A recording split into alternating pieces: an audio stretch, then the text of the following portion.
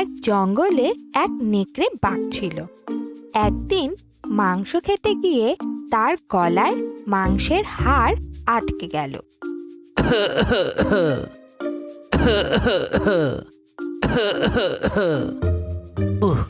গলায় হাড্ডি ফেসে গেল রে, এখন কি করি? ইস, এটাকে যে কেমন করে বের করি? একা একা তো কিছুতেই বার করতে পারছি না, কারো সাহায্য নিতে হবে। একটু খুঁজে দেখি, যদি কাউকে খুঁজে পাই তাকে বলবো বের করে দিতে। নেকড়ে জঙ্গলের মাঝের রাস্তা দিয়ে চলতে শুরু করলো। কিছু দূর যাওয়ার পর নেকড়ে একটা ছোট্ট খরগোশের দেখা পেল।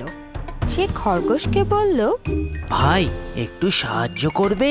হ্যাঁ, আসলে আমার গলায় একটা হাড্ডি ফেসে গেছে, কিছুতেই বের হচ্ছে না, একটু বের করে দাও না ভাই।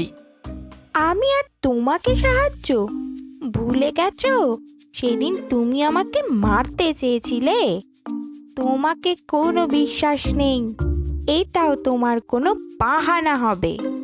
না বাবা না, আমি তোমাকে কোনো সাহায্য করব না। নেকড়ে সেখান থেকে চলে গেল। খানিকক্ষণ চলার পর নেকড়ের সঙ্গে এক বাদরের দেখা হয়ে গেল।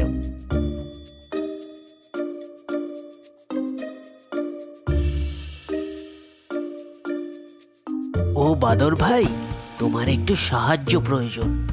তুমি তো আমার পুরনো বন্ধু।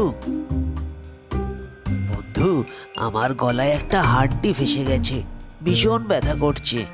তোমার তো লম্বা হাত, একটু বের করে দাও না ভাই। খাওয়ার সময় যত ঝামেলা, দেখতে পাচ্ছ না কলা খাচ্ছি? এখন আর বিরক্ত করো না, যাও তো বাপু এখান থেকে।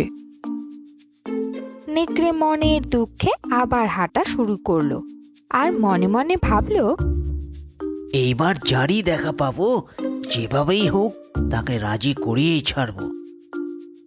হাঁটতে হাঁটতে নেকড়ে নদীর তীরে এসে পৌঁছলো।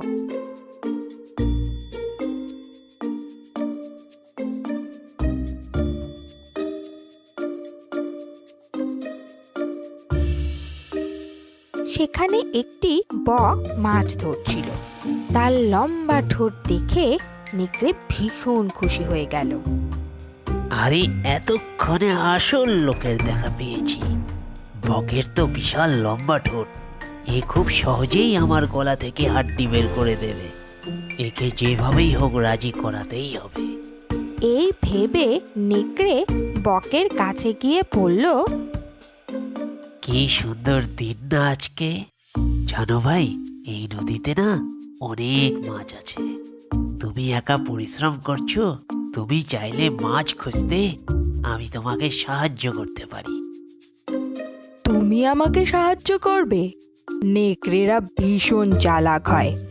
বিনা কারণে তুমি আমাকে সাহায্য করতে চাইছো? এর পিছনে নিশ্চয়ই কোনো কুমতলব আছে। না না ভাই, তুমি আমাকে ভুল বুঝছো। আমি সত্যি তোমাকে সাহায্য করতে চাই, কিন্তু একটা সমস্যা আছে ভাই। আসলে আমার গলায় একটা হাড় ফেসে গেছে। ও, এইটুকু ব্যাপার? এ তো কোনো ব্যাপারই না আমার কাছে। আমি এক্ষুনি বের করে দিচ্ছি। বক তার লম্বা ঠোঁট নেকড়ের গলায় ঢুকিয়ে গলা থেকে হাড় বের করে আনলো। চলো এখন দুজনে মিলে মাছ খুঁজি। মাছ? আরে বোকা বক, আমার গলায় মুখ ঢুকিয়ে হাড় বের করে আনলি? তুই যে এখনো বেঁচে আছিস এটাই অনেক।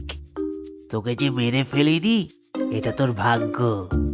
এখন এখান থেকে ভেগে যা, নাইলে আজ তোকে আর বাড়ি ফিরতে হবে না। বক ভয় পেয়ে সেখান থেকে উড়ে চলে গেল। এই গল্প থেকে আমরা এই শিখলাম, দুষ্ট লোকের মিষ্টি কথায় কখনো ভুলতে নেই।